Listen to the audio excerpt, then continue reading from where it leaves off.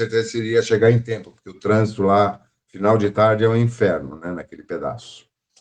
Mas vamos lá, todos bem? Todo mundo tranquilo? Eu estou com a garganta um pouquinho baleada, mas nada sério. Coisa leve. Quem mais Pessoal, está aí? lembrando que quem não estiver falando, deixar o microfone desligado por causa do eco, tá? Por favor. Ah, sim. Eu acho que todos estão. Eu não estou vendo ninguém com o micro aberto. Boa noite, Tó. Boa noite, Lourdes. Mônica. Boa noite a todos. Boa noite, Cris, Mércia, Ricardo, Irene, Marília, Marina. Vamos lá. Então, estamos hoje chegando nas duas últimas subleis do A Luz o Libertará. Então, vamos fazer uma leitura um pouco mais rápida aqui para a gente não comprometer o término do capítulo do Consciência. Sublei governada pelo eu superior da gratidão. Definição: ato de expressar gratidão por um benefício recebido. Propósito: ato de gentileza que liberta o coração para focalizar as qualidades do momento. Atitudes e comportamentos governados pelo ego. Comportamentos: não reconhecer as próprias necessidades. Desconsiderar a gentileza dos outros. Ignorar as dádivas dos outros. Atitudes: sentir que você está bloqueado em relação ao espírito. Percepção de escassez, estado de consciência em que você impõe expectativa aos outros. Sentimentos de inconfiabilidade, descuido, insensibilidade, negligência, instabilidade, descontentamento, atitude crítica e arrogância. E técnicas de alinhamento com o eu superior. Adquira o hábito de agradecer a Deus todos os dias pelo que recebe. Peça sabedoria para reconhecer as bênçãos que recebe. Faça uma lista de todas as suas bênçãos. Diga obrigado aos obstáculos e desafios pelas lições que trazem. Afirmações: o universo é bom para mim e eu sou grato. Agradeço a Deus por me mostrar o caminho. Agradeço a Deus por minhas lições, pois elas me formam uma pessoa melhor, me transformam numa pessoa melhor. Desculpa, é que esse óculos está um pouco embaçado, pois eu troco. Bom, gratidão é algo sobre a gente já vem falando há bastante tempo, né? Temos inúmeras oportunidades aí de refletir a respeito dela. E uma coisa que me vem à memória agora, uma lição recente, inclusive foi tema de uma palestra, o estado de gratidão é o primeiro estágio para atingirmos o amor. Vou tentar explicar isso de uma forma bem abreviada. Quando nós nos sentimos gratos à vida, gratos a nós mesmos, às pessoas, à natureza, quando nós, mesmo nos momentos de dificuldade, conseguimos encontrar algo para agradecer, e todos temos essas oportunidades, né? Porque a gente tem muito mais a agradecer do que a pedir, sem dúvida, sempre. Nós, de alguma forma, mudamos a nossa frequência vibratória e nos tornamos mais receptivos e, consequentemente, também somos mais capazes de emitir energias mais elevadas. Por isso, a importância da gratidão como a base para desenvolvermos o amor universal. E, principalmente, eu acho que esse é o ponto mais difícil para todos nós. Através da gratidão, nós também suavizamos a dificuldade que todos temos com o perdão. Tanto o perdão por nós mesmos, quanto o perdão aos outros, que é a condição fundamental para vibrarmos amor em intensidade maior. Sem perdão, o amor sempre está incompleto. Sempre há situações em que não há a menor possibilidade da gente conseguir desenvolver uma capacidade plena de amar. Essa é a interpretação que eu faço desse sentimento de gratidão. Eu creio que todos nós já tenhamos tido inúmeras lições ao longo da nossa vida e sabemos da importância da gratidão. E falar sobre ela, muitas vezes, é uma coisa não muito fácil, né? Mas eu gostaria de contar com a participação de vocês aí para enriquecer um pouco esse tema tão importante. Alguém quer falar um pouquinho? Pedro, manda. Eu uso muito, assim, no dia a dia, eu acho importante, principalmente em relação às pequenas coisas, porque você sendo agradecido por uma coisa, por mais pequena que seja, você também transmite uma energia positiva para o próximo e vice-versa. Eu uso muito também, José, que eu acho muito interessante e é gratificante para mim, eu fico muito feliz. Se ela vem pôr aquela sapatilha lá para não ficar com os tênis, eu vou pôr para você. Eu falo, não, eu tenho que pôr, eu tenho que saber aonde eu tenho que vencer os meus limites. Então, eu sou muito, mas muito agradecida a Deus por isso. Era isso. Hoje eu falei, tá vendo, Zé? Estávamos com saudade de ouvir tua voz. Eu estava me recordando daquele filme já bastante antigo, A Vida é Bela. Creio que a maioria deve ter assistido, né? E que demonstra exatamente isso. Como, diante de situações completamente adversas, o espírito humano é capaz de não apenas se sentir grato e superar as dificuldades, mas com bom humor, com alegria, com respeito, com entusiasmo pela vida. E a gente tem inúmeros exemplos dessa natureza, o que não facilita muito para nós quando nos aperta o calo. É exatamente o que a Mônica estava colocando e que a Marina está demonstrando aí que está superando isso também com bastante senso de gratidão à vida. Todos nós passamos, né, por momentos de dificuldades e realmente não é sempre que estamos aptos a nos sentir gratos pelas dificuldades. Mas vamos aprendendo, né? Para que finalmente cheguemos ao próximo e último item das subleis, que é o amor incondicional, cuja definição é aceitação absoluta do outro, e eu acrescentaria de tudo, sem qualquer sinal de julgamento. Propósito: expressão de Deus por meio da alma que nos concede liberdade na luz. Comportamento governado pelo ego: criticar e julgar os outros para parecer melhor. Autocrítica excessiva. Atitudes: ter sentimentos ou vibrações que não são calmos, cheios de paz e de amor. Falta de capacidade de perdoar ou de se sacrificar. Sentimentos de medo, raiva, hostilidade, baixa autoestima, pieguice. Técnicas de alinhamento com o eu superior. Entre em contato com sua criança interior para descobrir onde ela está ferida. Esse é um ponto que a gente vai explorar um pouco. Evoque as experiências, abençoe-as e perdoe os outros e a si mesmo.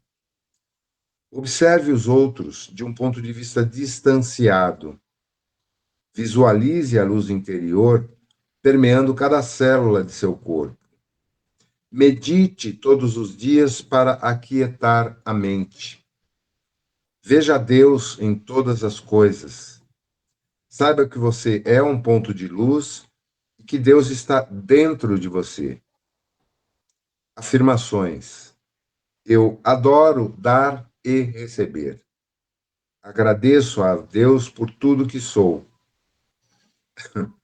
A vida é bela e eu vejo perfeição em todas as coisas. Aqui, embora esteja direcionado ao outro, né, outra pessoa, eu acho que a gente tem que ampliar esse conceito também para o contexto da vida que levamos.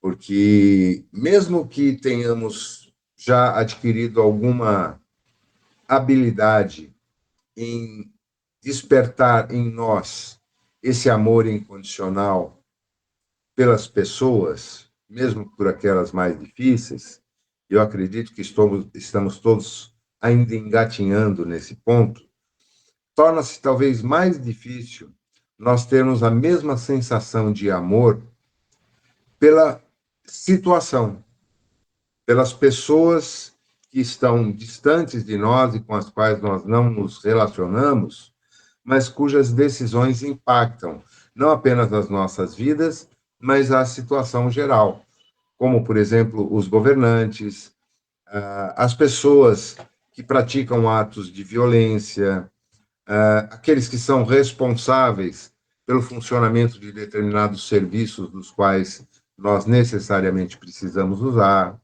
aqueles que dominam determinadas áreas da sociedade, da civilização humana, e o fazem de forma desastrosa, criando um clima de destruição sem igual e sem respeito pelo outro, aqueles que provocam e mantêm as guerras. Também, nesse caso, é difícil a gente conseguir, ao assistirmos um noticiário ou tomarmos conhecimento de alguma situação crítica, termos essa sensação de, pelo menos, compaixão por aqueles que causam esses danos todos. E outra coisa que ela coloca aqui nas técnicas de alinhamento, que é entrar em contato com a criança interior para compreender as feridas da infância. Isso é uma situação que nos atinge a todos indistintamente, porque nós não passamos ao longo da nossa vida, nenhum de nós aqui é tão jovenzinho mais, por nenhum tipo de treinamento específico sobre isso. Nós só muito recentemente temos tomado contato com novas abordagens, tanto da psicologia quanto da psiquiatria, e também da neurociência comportamental, da importância de nós conseguirmos identificar no nosso comportamento, na nossa vida adulta, traumas, sofrimentos, dores, angústias, que vêm da nossa primeira infância e que muitas vezes foram incutidos em nós pelos nossos pais, por aqueles com quem convivemos, aquele primeiro momento até os 7, 8 anos de idade, e que não o fizeram no sentido de nos causar dor ou sofrimento, mas fizeram o que sabiam e o que podiam fazer, e que, eventualmente, nós reproduzimos isso nos nossos filhos, causando a eles também dores e sofrimentos, dos quais eles hoje se ressentem, e alguns conseguem abordar isso de uma maneira mais, eu não diria carinhosa, mas com algum tipo de auxílio que os ajude a superar. Mas nós mesmos, para mim, isso foi uma experiência muito profunda e interessante quando eu comecei a fazer terapia e depois com a constelação familiar. E também tenho aprendido muito com um psiquiatra mineiro que ele trabalha com constelação, faz muitas palestras, está sempre participando de eventos com o Haroldo, com o Rossanjo Klinger, e que fala muito sobre isso, sobre essa dificuldade que nós temos de compreender em nós essa criança ferida e nos reconciliarmos com ela. Hoje já existem inúmeros processos de tratamento na psicologia, tanto na terapia quanto nos tratamentos mais pronunciados, para identificar esses traumas de infância, esse amor incompleto, ou amor defeituoso que recebemos através da maneira que fomos educados. E que aqueles que nos educaram acreditavam perfeitamente estarem fazendo o correto como educadores, como pais, mas que causaram com isso inúmeras dores e sofrimentos. Aqueles de nós que vêm de lares de famílias não estruturadas, ou que tiveram muitos problemas, cujos pais eram agressivos com os outros, ou que tinham dificuldades de relacionamento, e aquela criança que nós éramos absorvia isso tudo. E muitas vezes repetimos esse comportamento como uma forma inconsciente de aceitar como nossa uma forma de ser que não é, mas que era a dos nossos pais. Esse é um ponto que eu considero da mais alta importância no momento em que a gente se encontra na vida, procurar, em algum momento, refletir sobre isso e, se possível, com auxílio, e buscar aonde essas feridas das nossas raízes, dos nossos alicerces, ainda estão sangrando e nós, na vida adulta, continuamos jogando esse sangue em pessoas que não têm nada a ver com isso, prejudicando muitas vezes relacionamentos afetivos, relacionamentos profissionais, relacionamentos de amizade e até a nossa relação conosco mesmos. Esse é um ponto que eu considero muito importante, que não dá para a gente abordar aqui superficialmente nesse pouco tempo, mas que eu penso ser bem significativo como um tema de estudo para a gente focar com maior profundidade. O que vocês acham a respeito?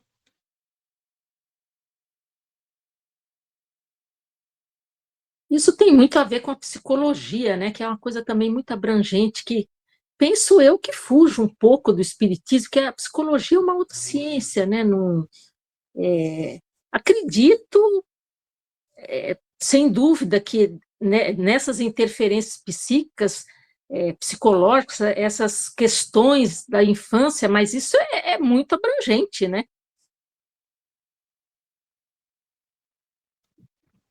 Nunca antes, pelo menos no meu conhecimento, a psicologia, as neurociências estiveram tão próximas do espiritismo como agora, Irene, porque elas têm que caminhar juntas.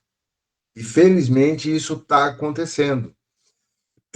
Há uma grande contribuição por parte de cientistas, de profissionais de saúde mental, que têm também a característica de se alinharem à doutrina espírita, ou são espíritas que se formaram nessas áreas, como é o caso do Haroldo Dutra Dias, por exemplo.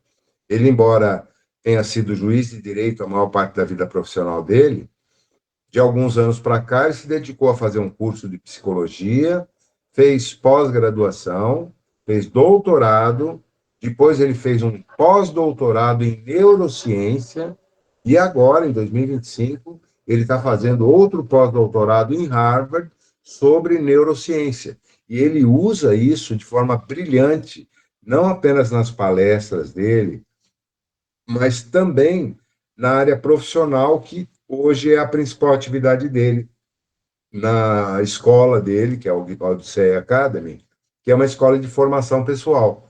Quem acompanha os vídeos dele, ou de alguma forma tem algum contato, sabe disso. Ele não é o único, existem muitos outros. O Rossanjo Klinger, por exemplo, ele é psicólogo. Eu estou tentando me lembrar desse outro psicólogo mineiro também, daqui a pouco eu me lembro o nome dele. Enquanto isso, fala, Irene. Então, essa questão da criança interior, né, que todos nós temos, é algo que para mim faz muito sentido, né? Eu acho que a gente recebe influências e vibrações de nossa mãe desde o momento que nós estamos no útero dela, né? E depois, na primeira infância, com certeza, existem coisas assim que devem ter marcado muito a gente, mas que a gente não trouxe ainda para a mente consciente, está lá no inconsciente da gente. E eu acho que é muito importante a gente poder fazer algum tipo de terapia ou curso. Eu fiz um curso pela internet com o Marcelo Cotrim, que ele ia trabalhar justamente essa questão. Só que eu não estava em condições financeiras de pagar curso, então acabei não pagando. Mas é uma coisa que me interessa muitíssimo. Eu acho que eu sou fruto de traumas da infância. É uma coisa que eu tenho assim, sentimento de culpa, sentimento de rejeição, insegurança. Isso aí vem me acompanhando desde que eu me entendo por gente, né? Até agora, na fase, praticamente na terceira idade, eu ainda trago essas questões. E eu acho assim muito importante. Nossa, se a gente pudesse ler alguma coisa, fazer algum estudo, nem que seja um pouquinho, né? Não sei como, tá? Não sei como pode ser viável isso. Eu acho assim muito interessante. Como você falou, é algo para a gente refletir, né? E com a ajuda, logicamente, de um psicólogo, um terapeuta, né? Mas nem sempre dá para a gente ter essa ajuda, né? Não é todo momento que a gente tem condições de financeiras mesmo, falando português claro, de poder pagar um bom profissional. Né? Mas, assim, você me indicando alguma coisa aí, como você falou, vários psicólogos, ou alguma leitura mais específica sobre isso, eu agradeço muito. Porque você tocou num ponto que, para mim, mexe muito. Tá? Achei, assim, muito legal. Fala, Mércia.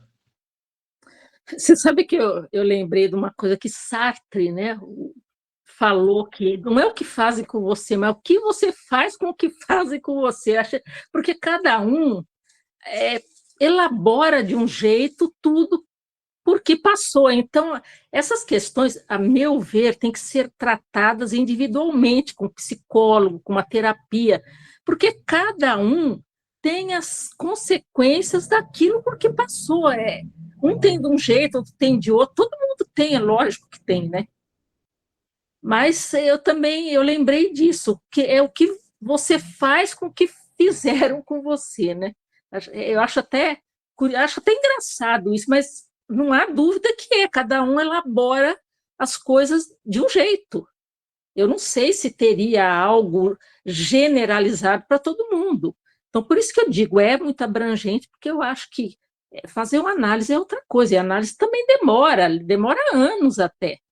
Né? Você vai soltando aos poucos, muita coisa você quer esconder, mas vai soltando. A gente se esconde, né? Até a própria aquele livro Mãos de Luz, né? A autora fala que a gente se esconde até no campo energético, né? Coisa curiosa, né? É claro, a gente abre aquilo que a gente acha que pode abrir, né? Outras coisas não. É assim para todo mundo, é claro que é. Né? É complicado isso, a psicologia é uma coisa incrível. E os efeitos dela na vida de cada um também é uma coisa incrível. É isso que eu queria falar. Perfeito, Mércia. Diga, Mônica. Então, eu queria me ater a essa questão do amor incondicional, quando ele fala que é a falta de capacidade da gente se sacrificar. Né? Porque que a gente costuma falar que o amor de mãe é amor incondicional, né? Porque a gente não fica, a maioria, né, das mães não fica fazendo essa balança, né? A gente se sacrifica pelos filhos e tá tudo bem, né? Porque a gente quase que tem um amor incondicional pelos filhos, né? Então, a gente não fica medindo, você me dá uma maçã, eu te dou uma maçã, né? Porque com um amigo, com o parceiro, às vezes é isso, né? Eu lavei a louça, então você varre a casa. Se você não varrer a casa, não lava a louça. Então, fica naquelas barganhas, né, dos sacrifícios. As pessoas costumam pensar assim, eu vou fazer o tanto que fazem para mim. Se não fizerem para mim, eu não faço pelos outros. E o que a gente, geralmente, pelos filhos, a gente não fica fazendo essa comparação, né? Por isso que fica mais incondicional, né? Mas também a gente não é 100%, mas é mais assim, né? Então, esse ponto do sacrifício é que eu queria abordar, né? E a questão que eu queria falar também é a questão da criança, né? Eu vou colocar para vocês também, depois, um link de uma doutora, PhD da USP, que ela fala sobre criança, né? E ela fala sobre as crianças feridas, né? Crianças interiores feridas, que acabam quando a gente vira adulta, a gente acaba com relacionamentos tóxicos e abusivos. Ela só fala sobre esse assunto, ela é especializada nesse assunto. Tem muito material lá, tem várias meditações, tem vários exercícios para fazer, é tudo de graça, tá no YouTube, tem muita coisa boa para ler lá. E eu acho que era isso, eu ia falar mais alguma coisa, mas agora eu esqueci, daqui a pouco eu lembro. Legal, eu acho que a gente pode se aprofundar, pelo menos compartilhando aquilo que a gente tem de experiência. Eu tenho alguns vídeos aí que eu até salvei nos favoritos, porque me tocaram muito e eu aprendi muito com eles. E eu vou compartilhar com vocês os links pelo grupo, tá? Uma das pessoas que eu conheci recentemente pela internet e que me apresentaram uma terapia que eu desconhecia por completo, que é o método Hoffman, é a Heloísa Capelas.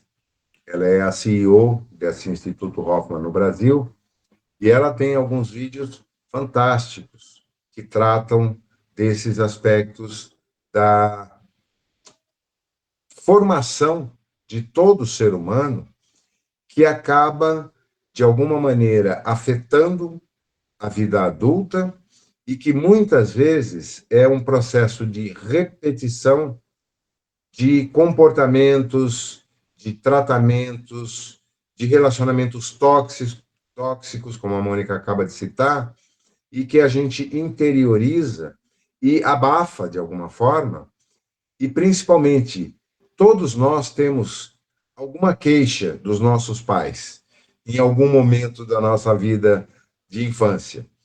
Todos nós, em algum momento, ficamos com raiva do pai ou da mãe por termos sido advertidos, ou por tomarmos um tapa, ou por alguma outra razão mais séria que seja.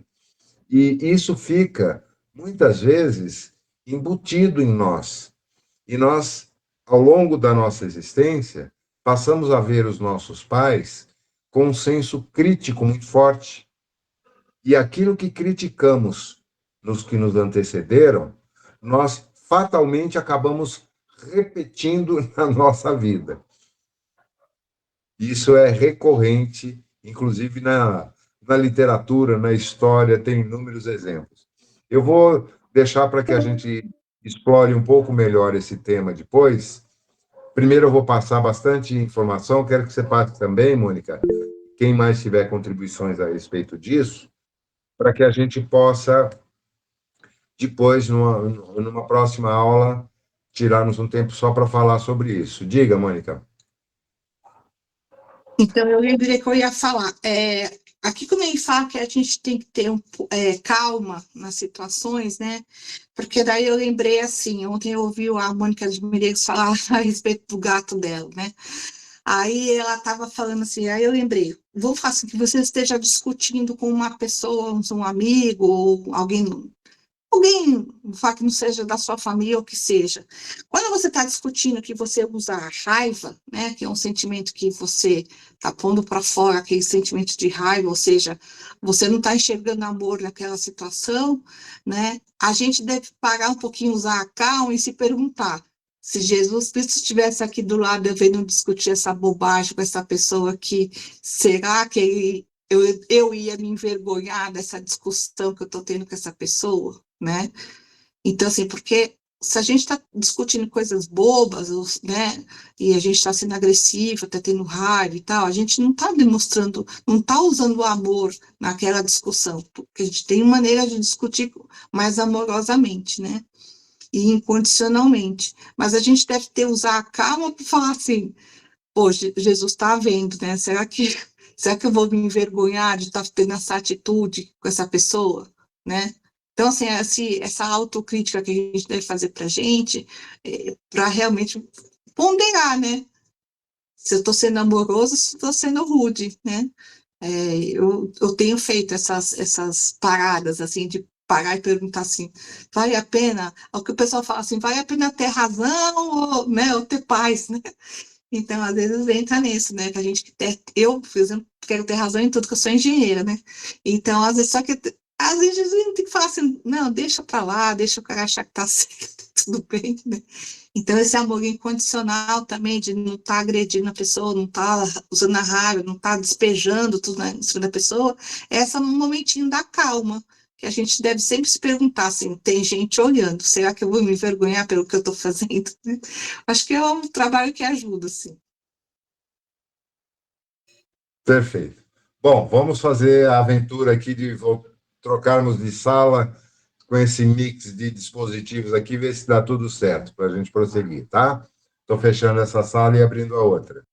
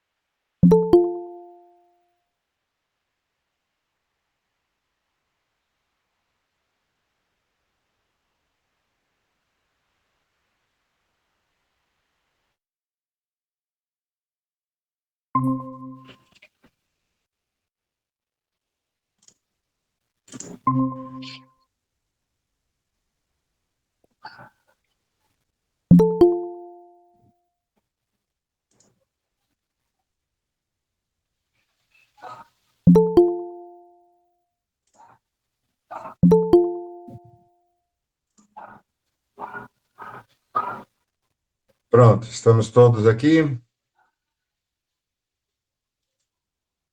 Creio que sim, né? Ficou faltando alguém? Acho que não. Acho que estamos todos aqui, sim. Bom, então vamos lá, vamos dar prosseguimento agora com o Consciência, que a gente parou num tema muito interessante sobre a mediunidade, né? Vamos dar continuidade agora. Pergunta número 40, da página 130, tá? De que forma um espírito que nunca teve experiências, quando encarnado, em países de fala portuguesa, por exemplo, pode assim manifestar-se, ainda que com sotaque, mas de modo perfeitamente compreensível para quem se expressa em tal idioma? Todo mundo lembra do Dr. Fritz aí nessa, né? O fato apontado por meu irmão pode ocorrer com frequência. Com base nas explicações dadas nas duas respostas anteriores, vemos que é perfeitamente possível que o espírito comunicante transmita seu pensamento através de ondas mentais, cuja captação e tradução se fazem pelo cérebro do médium. Nesse caso, tanto o cérebro perispiritual quanto o físico assemelham-se a biocomputadores, aptos a realizar a retransmissão das ondas mentais e adaptá-las ao vocabulário do médium. Além disso, pode-se considerar que, independente de quais meios empregamos no processo de comunicação, nós, os espíritos, transmitimos ideias, imagens e raciocínios que podem ser traduzidos em palavras. Mas, originalmente, transmitimos imagens mentais e não exatamente palavras articuladas, que é propriedade da comunicação entre encarnados. Isso é interessante, né? Porque muita gente, eu durante muito tempo imaginava isso, que fosse a mediunidade fosse, por exemplo, o espírito falando no ouvido do médium e o médium reproduzindo o que estava ouvindo. Mas não tem nada a ver, é um processo de transmissão de pensamentos mesmo, através de ondas mentais. De que maneira se processa a mediunidade inconsciente? Falamos disso semana passada, né, Mônica? Considerando-se a estrutura do cérebro do médium. Ocorre no cérebro algum fenômeno ou alguma parte dele é responsável pela inconsciência mediúnica? Partimos do princípio observado pelos meus irmãos ligados às pesquisas no campo científico. A ciência terrena, eminentemente experimental, assevera que no interior do cérebro encontra-se um corpo ovalado responsável pela conscientização das sensações recebidas pelo córtex. Esse corpo, também conhecido como tálamo, ainda segundo as observações de alguns cientistas, tem a função de deixar que certas impressões atinjam a área consciente da criatura. Quando o tálamo se encontra desligado, os impulsos ou conteúdos informativos deixam de atingir as zonas chamadas conscientes. Nesse quadro, a pessoa adormece. Tal fenômeno também pode ser provocado através de variadas técnicas magnéticas e meditativas. De acordo com nossas observações do lado de cada vida, que adotam os preceitos da ciência espiritual, o tálamo é, por assim dizer, um fusível comandado e operado diretamente pela entidade pensante ou pelo espírito comunicante. O perispírito é o responsável imediato, mediante o comando do ser imortal, pela manipulação do tálamo. E é o próprio espírito o responsável pelo julgamento da necessidade de trazer ou não os conteúdos mentais e emotivos ao domínio da consciência. Quando, no processo mediúnico, acontece a inconsciência superficial ou profunda, é que o espírito comunicante faz uso dos conhecimentos que detém e desliga, por assim dizer, o fusível talâmico, impedindo que o conteúdo da comunicação passe pela substância cinzenta e torne-se consciente. Além disso, é comum, conforme a predisposição de certos médiuns, que o espírito utilize diretamente o córtex, fazendo com que sua mensagem seja transmitida através dos nervos aferentes. Contudo, mantém desligado o circuito do tálamo, impedindo que o médium se conscientize daquilo que deseja transmitir. O processo pode parecer complicado para muitos de meus irmãos, mas para nós é um fato corriqueiro. De qualquer modo, reiteramos, tudo depende da predisposição de cada organismo mediúnico, o que ratifica aquilo que afirmou nosso irmão Allan Kardec ao classificar como orgânica a faculdade mediúnica. Há médiuns que... Alguma dúvida aí com relação a isso? Algum comentário? Fala, Mônica. Eu tive conversando com esse assunto com o Guilherme, que é o acupunturista do Larciara, né? Ele é bastante estudioso, ele estuda muito magnetismo e tal. E aí a gente estava discutindo a questão de como a maioria do que a gente já tinha falado no capítulo passado, né? Que é ou a gente faz essa transmissão através da glândula pineal ou pelo tálamo, né? Que o tálamo vem pelo cordão de prata.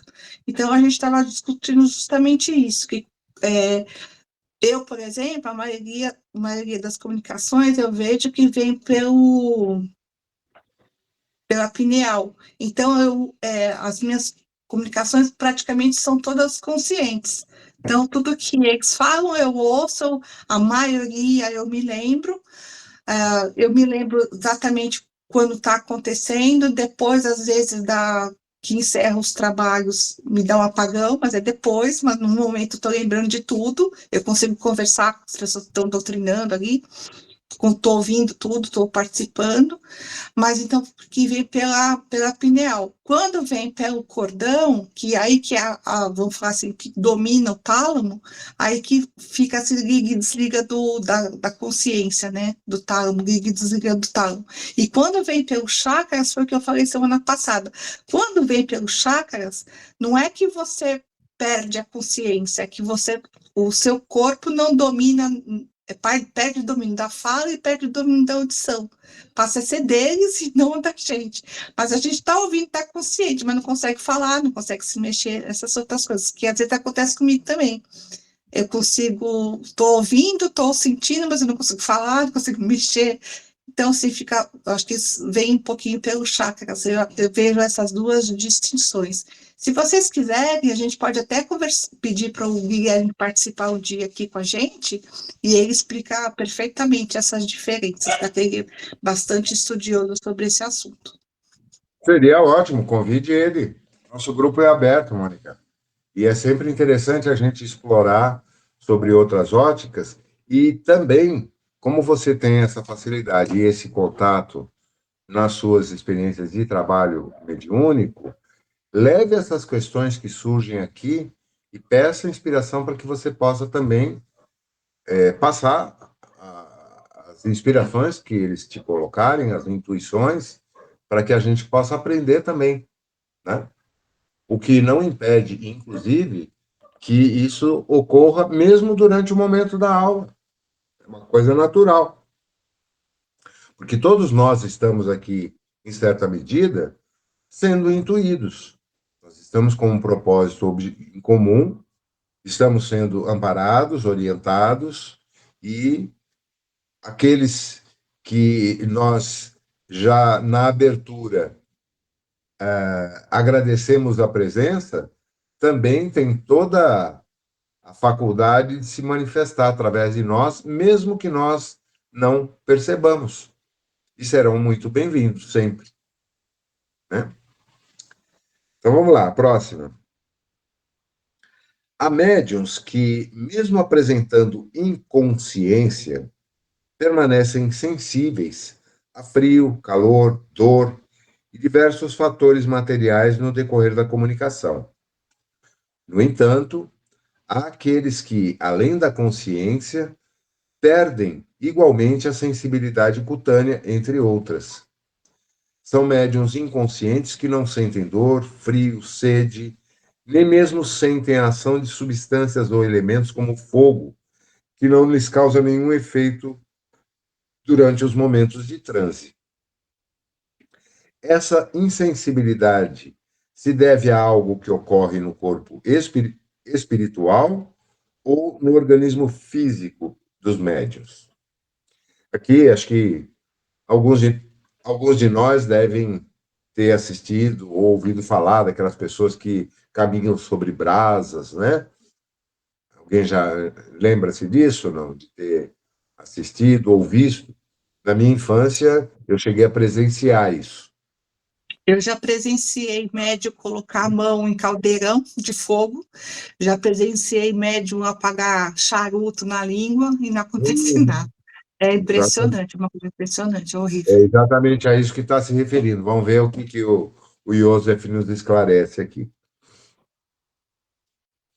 Para que o médium seja portador de uma faculdade que o torne insensível durante o transe, da maneira como o meu irmão descreve, é preciso que, no período entre vidas, tenha passado por um treinamento visando atingir determinado objetivo superior.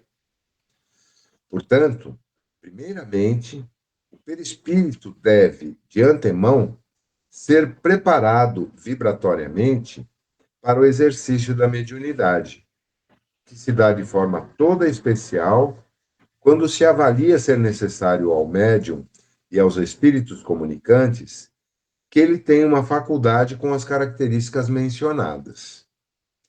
Também convém observar, para estudo de meus irmãos, que o delicado aparelho nervoso, para nós, a parte mais materializada do psicossoma ou perispírito, ou menos materializada do corpo físico, tem certas características que facultam ao espírito obter esse tipo de fenômeno de insensibilidade cutânea em alguns poucos médiuns.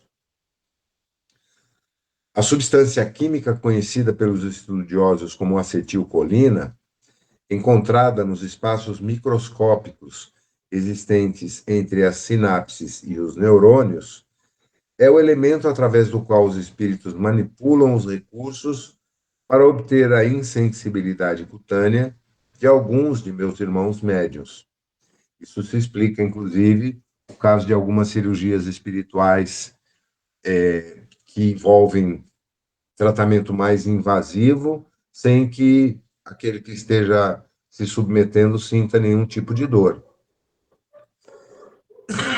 Assim como certos barbitúricos conseguem paralisar as sinapses e impedir que as sensações nervosas impressionem o sistema nervoso, afetando inclusive os movimentos da criatura, o espírito comunicante pode, temporariamente, suspender a ação da acetilcolina e interromper as ligações nervosas. Nós temos medicamentos que fazem exatamente isso, beta-bloqueadores, que bloqueiam determinadas áreas para fazer um efeito de analgesia total, né?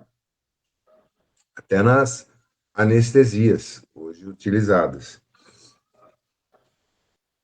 Faz isso com tal intensidade que meus irmãos médiuns se tornam insensíveis até mesmo a ferimentos ou fogo, que não lhes causam qualquer sofrimento. Ocorre uma espécie de anestesia e, desde que corretamente estimulados por seres extrafísicos, alteram-se ainda seus movimentos e suas reações motoras. No entanto, esse processo só é possível nos momentos em que o médium se encontra em uma faixa de sintonia mais estreita com o mundo espiritual. Além disso, como pré-requisito, deve ter sido treinado no exercício da mediunidade antes mesmo da atual existência e, por conseguinte, entregar-se ao controle total da entidade comunicante de acordo com a natureza das tarefas a serem desempenhadas por ambos.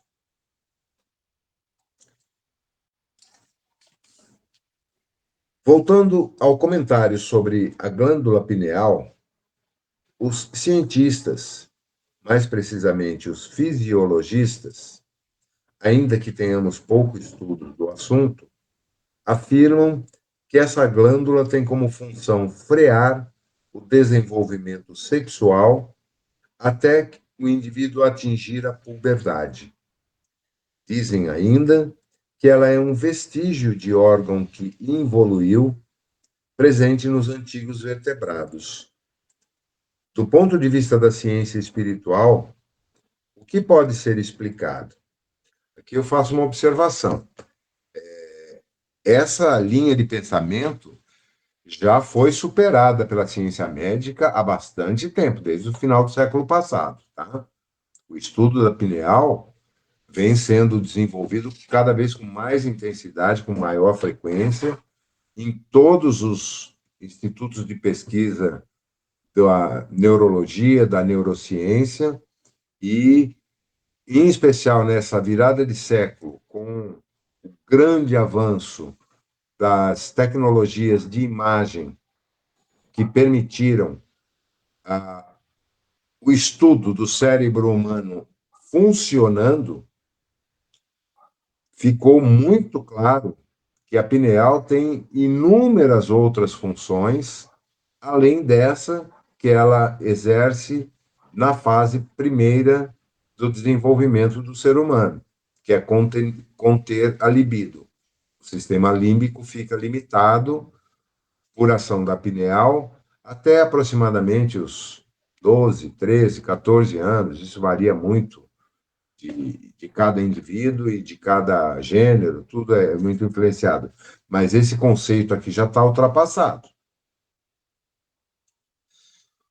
Podemos dizer com absoluta certeza que a ciência terrena, embora os avanços reconhecidos e, em muitos aspectos, benéficos à humanidade, ainda se vê impotente para determinar e mesmo observar o perfeito funcionamento de muitas partes do cérebro. Quanto à função do corpo pineal, seus atributos energéticos e espirituais permanecem ignorados pela ciência médica que, sob o ponto de vista da ciência espiritual, ainda rasteja nas expressões acanhadas em que se encontra, ensaiando passos para tomar posse da verdadeira sabedoria. Embora caminhando a passos largos em direção ao conhecimento espiritual, disfarçado com inúmeros nomes e formas, a ciência terrena precisa de um tempo mais longo para se despojar do orgulho e das pretensões descabidas, fruto da ignorância e da subserviência ao dinheiro, que não só financia, mas motiva e manipula muitas das chamadas conquistas atuais no campo científico. Observando a realidade energética e espiritual do ser humano, podemos identificar a glândula pineal não só como produtora de hormônios, mas como antena psíquica e transformador potente das radiações e emissões de ondas pensamento advindas do campo mental e do mundo original, o invisível. Como um transformador vivo, ressurge, pois, após a puberdade, para o verdadeiro sentido, com vistas ao qual foi planejada pelas consciências diretoras da evolução planetária. Converter os impulsos eletromagnéticos e eletroquímicos transmitidos, observados e registrados pelos nervos, conduzindo-os ao espírito, ou, no sentido oposto, trazer da intimidade do ser eterno as informações, transmutando-as em impulsos eletromagnéticos, de modo a serem captadas pelo sistema nervoso. Também aqui existe farto material hoje na internet de cunho científico sobre a pineal, que não tem nada a ver com estudos espiritistas ou espiritualistas, mas puramente no campo da neurociência emocional e comportamental, porque a neurociência se divide em várias áreas, né? Fisiológica, morfológica e por aí vai. Eu não conheço tanto assim do assunto. Mas nessa parte psíquica e comportamental, ela tem evoluído muito nos últimos anos. Tem uma quantidade muito grande de material aí que até em fontes assim não muito alinhadas com o espiritualismo, a gente vai encontrar hoje um estudo muito aprofundado. Quem aqui já assistiu algum podcast ou algum vídeo do Sérgio Sacani? Já? O Sacani é um físico brasileiro, jovem, tem 50 anos. Ele é muito gozador, ele fala sobre temas polêmicos e tal, mas é um cara brilhante do ponto de vista científico, conhecido mundialmente, inclusive, e ele entrevista pessoas também ligadas ao meio espiritualista. O espiritista já entrevistou a Mônica Medeiros, por exemplo, né? O outro, que é um tal de Guru, eu não lembro o nome do podcast dele, é o Guru, e como é que é o outro que trabalha com ele? Eu não lembro o nome. Eu sempre vejo o podcast do Guru e do outro, mas não lembro o nome. Ele eu assisti entrevistas no programa, podcasts com eles, do Haroldo Dutra Dias, da Mônica de Medeiros, tem um pastor evangélico fantástico também, que eu aprecio muito, que já foi entrevistado por ele, de um médico espírita que participa de vários outros podcasts também, tem uma psicóloga, é que eu sou péssimo para gravar nomes. Oi, É o fala. paranormal. Oi? O blog deles é paranormal. Paranormal, né? Então, a gente percebe que hoje a ciência e a espiritualidade estão se aproximando muito, mas muito mais rapidamente do que aconteceu em toda a história da humanidade. Isso é parte daquilo que foi previsto, inclusive, pela obra de Kardec. E através dessa união entre ciência e espiritismo, ou espiritualidade, de uma forma mais abrangente, é que estão surgindo essas novas formas de conhecimento do ser humano de uma forma mais intensa e profunda do que jamais nós tivemos antes. Esses conceitos da psicologia mais recente, que vem desde Goleman, em 1995, com o livro Inteligência Emocional, né, que substituiu aquele conceito arcaico do quociente de inteligência, da inteligência cognitiva, e deu uma outra visão, até ao mundo corporativo, sobre a avaliação de competências. Hoje existe uma piadinha no meio corporativo que diz que as pessoas são admitidas pelo seu QI e demitidas pela sua falta de QE, de quociente emocional, porque não sabem interagir, não sabem identificar as suas próprias emoções e controlá-las, e identificar e respeitar as emoções dos outros, trabalhar em grupo, trabalhos de liderança, tudo isso envolve inteligência emocional. E mais recentemente, já na virada do século, em 2020, foi publicado um outro livro por uma psicóloga norte-americana, ela e o marido, Ian Marshall, o nome dela é Dana Zohar, que se chama Inteligência Espiritual, e que não tem nada a ver com espiritismo nem com espiritualidade, mas um estudo profundo de um novo nível, de um outro nível de inteligência humana que amplifica e complementa as outras três já conhecidas: a inteligência física, a inteligência cognitiva, a inteligência emocional e, finalmente, a inteligência espiritual. Eu li esse livro recentemente, ele é muito interessante. Chama Inteligência Espiritual. A autora é Dana Zohar. Fala, Mônica. Quando estava lendo, eu estava lembrando, talvez seja isso que eu queria falar 20 anos atrás. Eu li uma vez que, depois eu vou tentar achar essas coisas, que o chakra da pineal, né, que faz a ligação, que é a nossa anteninha, Coronário, né? o coronário, ele é diretamente ligado ao sexual. É como se fosse uma balança, né? Então, são os dois extremos. São os dois extremos do caminho da Kundalini.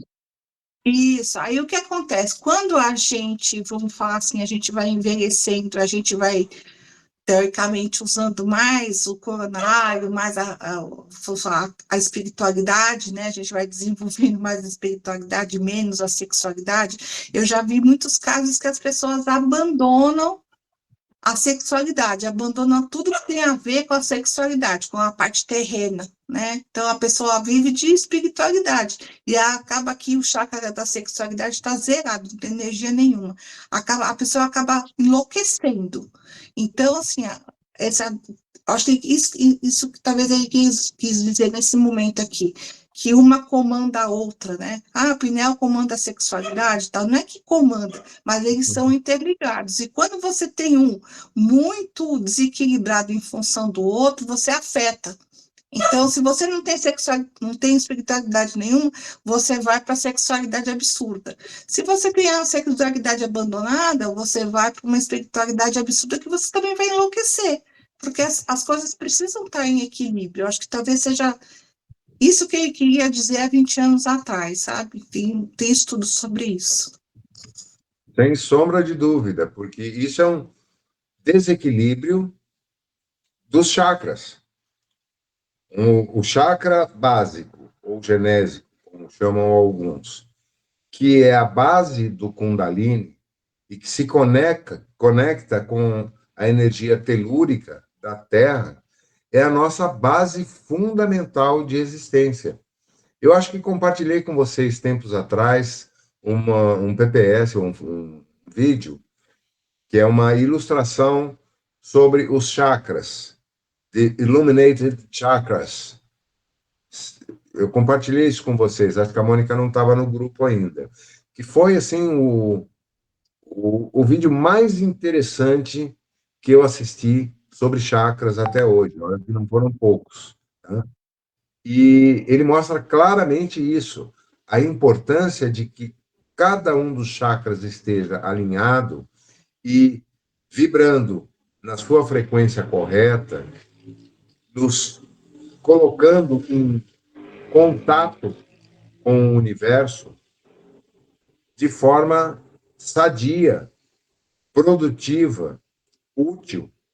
Uma pessoa que tem a sua sexualidade reprimida, ela certamente vai desenvolver graves problemas de relacionamento, de expressão, de saúde, levando muitas vezes a câncer de próstata, câncer de útero, por exemplo, e, principalmente, ela se sente exaurida, porque ela não se reabastece da energia telúrica, que é fundamental para os nossos corpos. Nós estamos submetidos à gravidade terrestre, e a energia gravitacional se manifesta através desse contato, e a força da energia cósmica universal, do fluido cósmico universal, ela nos perpassa através de todos os chakras, num movimento contínuo de vai e vem. Só que não é assim, ela é helicoidal e inversa, né? Que é o sentido como é que chama aquele símbolo da medicina de Esculápio? São as duas do serpentear. O yin e o yang. Esse é o movimento do fluido cósmico universal que perpassa todos nós, seres humanos, passando primeiro pelo coronário, mas ativando o frontal, o laríngeo, o cardíaco, do plexo solar e o esplênico ou genésico. Tem muita gente que se recusa a usar a nomenclatura de chakra básico ou chakra genésico e prefere usar o esplênico, né? Como se ele ficasse um pouco deslocado. Não, ele está diretamente alinhado com o aparelho reprodutor, tanto masculino quanto feminino.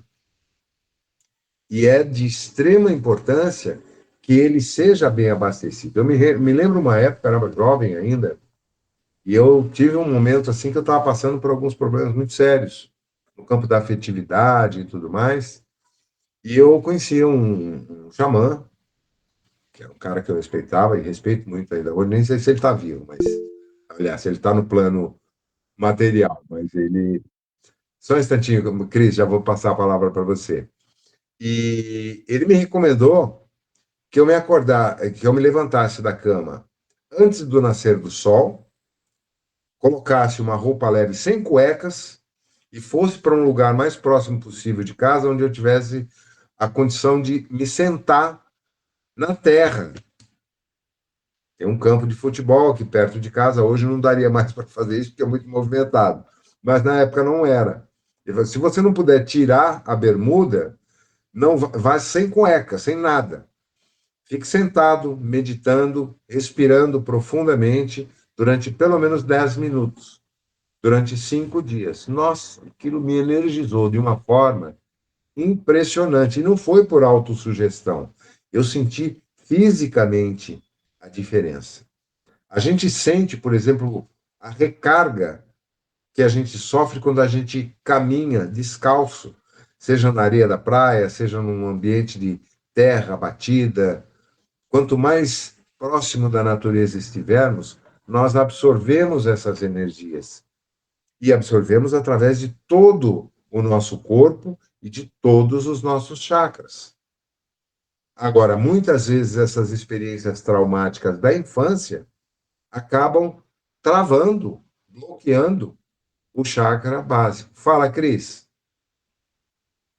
Então, partindo do princípio que eles não têm nada de sexualmente contato sexual, vai.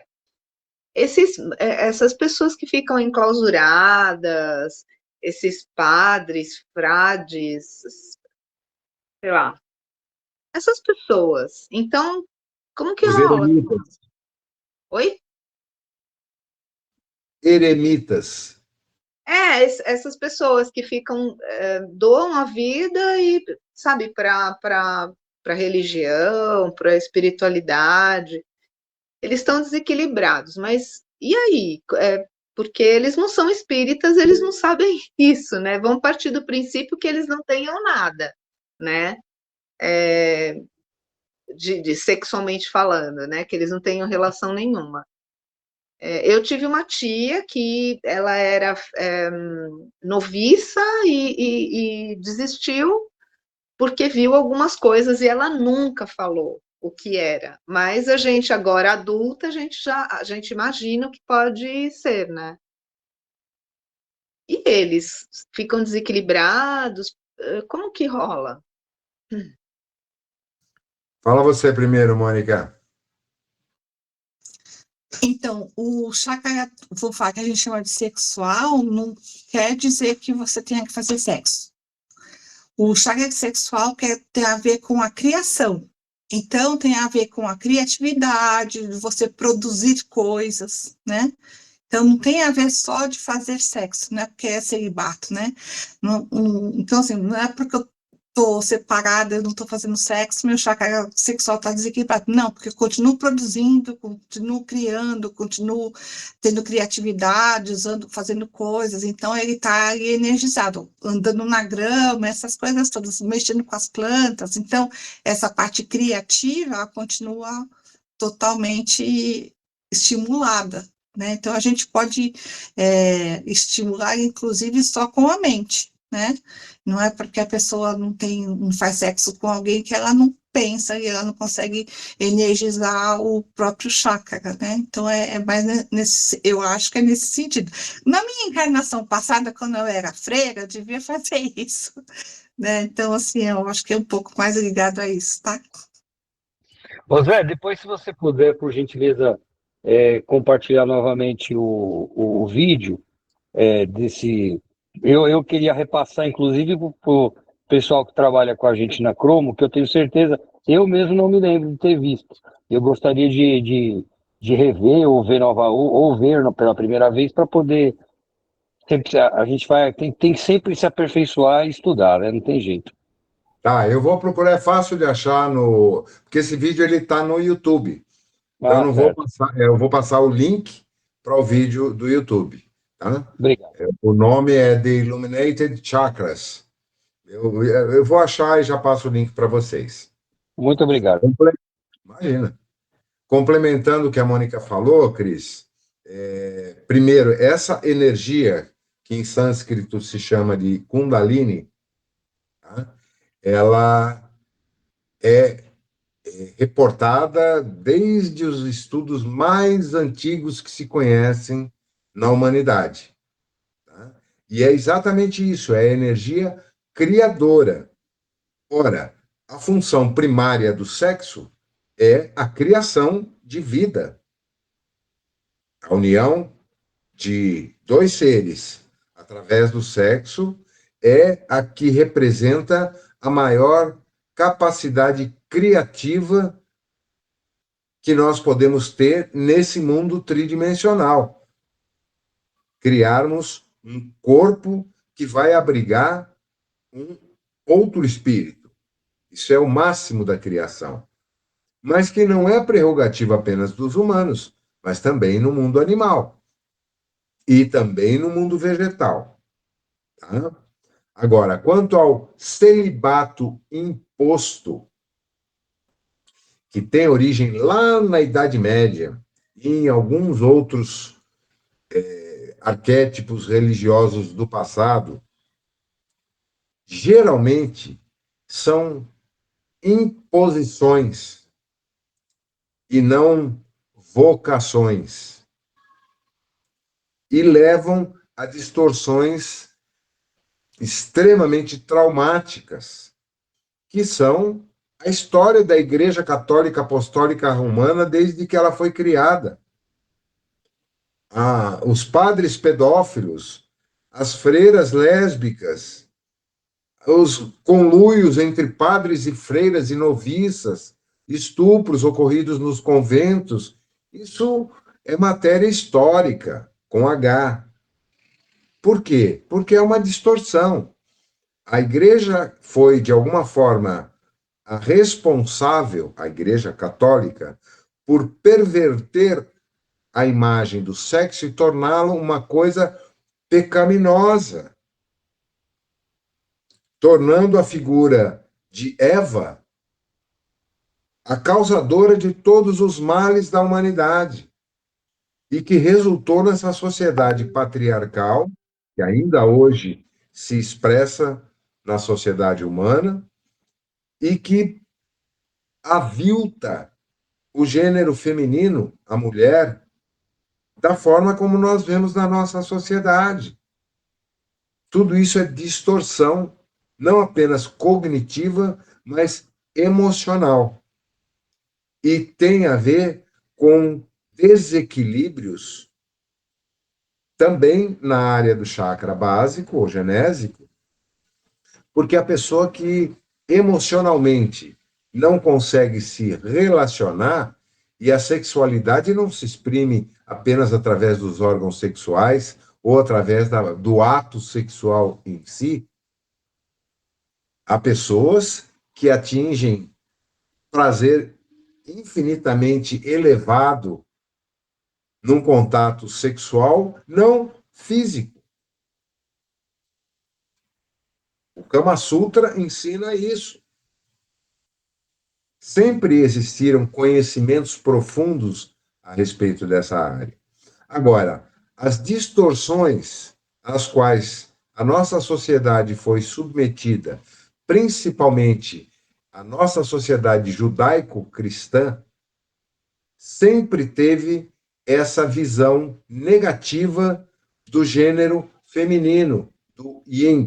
Isso não ocorre nas culturas orientais, por exemplo. Na China medieval, era comum haver escolas de sexo para jovens a partir dos 13 anos de idade, onde meninos e meninas eram iniciados no sexo, mas de uma forma educativa, profundamente respeitosa. Isso cria equilíbrio. Uma pessoa mal resolvida no campo da sexualidade, e é o que mais vemos por aí, tanto homens quanto mulheres, ela tem aspectos extremamente tóxicos na sua forma de se relacionar, não apenas no campo afetivo, mas no campo familiar, com os filhos, com outras pessoas. Muitas vezes acabam focando desesperadamente, tornando-se hiperfocadas numa determinada atividade e não conseguem sair daquilo. Fala, Cris. Então, eu estudei na Fundação Bradesco, né? E eu tinha aula de orientação sexual, nós tínhamos aula. Então, era assim, muito bacana. Inclusive, a educação era tão patriarcal, né, tão machista, que a gente tinha um pouco de vergonha, né, nas aulas. Que será que eles vão falar hoje, sabe, assim? Sim. E os meninos brincavam, sabe, assim, quando citava pênis e tal, ou a vagina, né? E a gente ficava meio assim, meio envergonhada, porque isso não era dito em casa. Na verdade, a A gente nossa não cultura conversava muito. doméstica era tabu. Exato. Hoje em dia é diferente, né? A gente conversa, eu converso com meu filho, ele conta as coisas para mim, então, ok. Agora, naquela época, mas assim, foi bacana porque a gente era pô, sei lá, foi 69, 68, né? 1968, século passado. Então, a gente já tinha essa aula, então era bem bacana, né?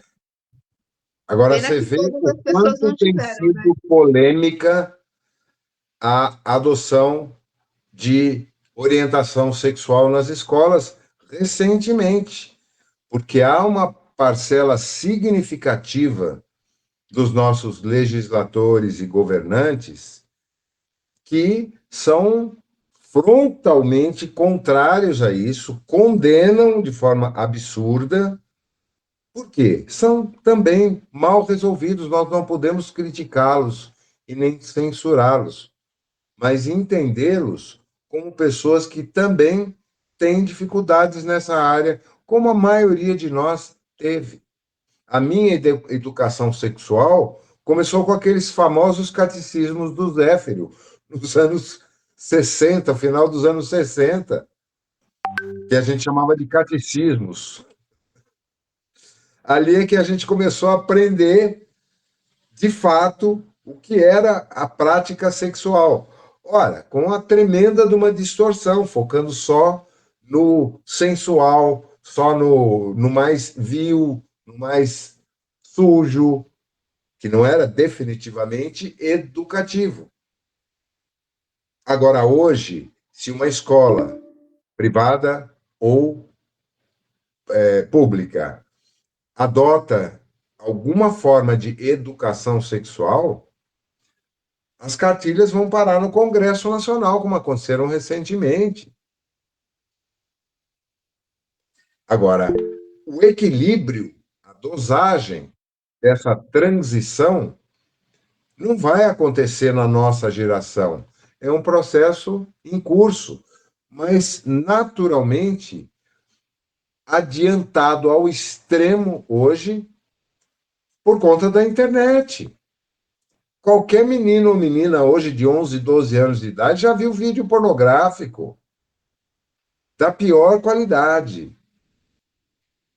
Vídeos de estupro violento são comuns na internet. E aí cria-se a situação no extremo oposto, de desvirtuar a sexualidade.